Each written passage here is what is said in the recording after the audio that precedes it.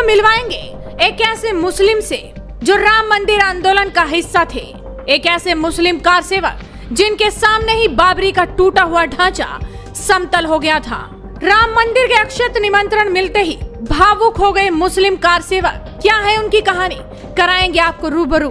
22 जनवरी को अयोध्या में श्री राम मंदिर की प्राण प्रतिष्ठा की धूम पूरी दुनिया में है, खासकर हिंदू समुदाय इससे खुश है। राम उद्घाटन के लिए अयोध्या के बाबरी मस्जिद के पूर्ववादी इकबाल अंसारी को भी न्योता मिल चुका है और बाकी राजनीतिक पार्टियों को भी निमंत्रण भेजा जा चुका है। इकबाल अंसारी ने भी बोल दिया है कि वो राम मंदिर के निर्माण से काफी खुश हैं, लेकिन इन सब के बीच कुछ ऐसे मुस्लिम राम भक्त भी हैं जो न केवल मंदिर निर्माण से खुश हैं, बल्कि राम मंदिर आंदोलन का हिस्सा भी रहे थे। ऐसा ही एक नाम है मोहम्मद हबीब। उत्तर प्रदेश के मिर्जापुर के रहने वाले हबीब के घर जब अयोध्या से राम मंदिर का अक्षत पहुंचा तो वो भावुक हो गए। वो 1992 में कार सेवा करने वाली स्वयं सेवकों की टोली का हिस्सा थे।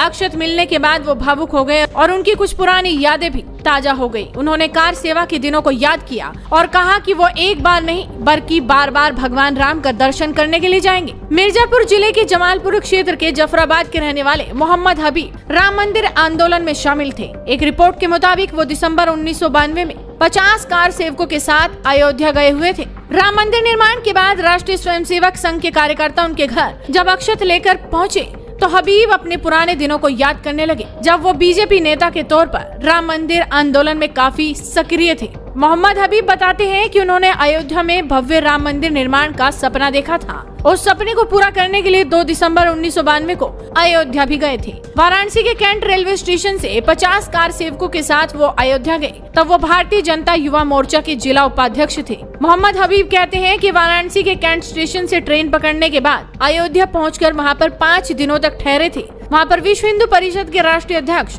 अशोक सिंघल और विनय कटियार के भाषण को सुना था। भाषण सुनने के बाद उनसे कहा गया कि हम लोग सरयू तट पर चले जाएं और वहां पर स्नान करके रेत लेकर आएं।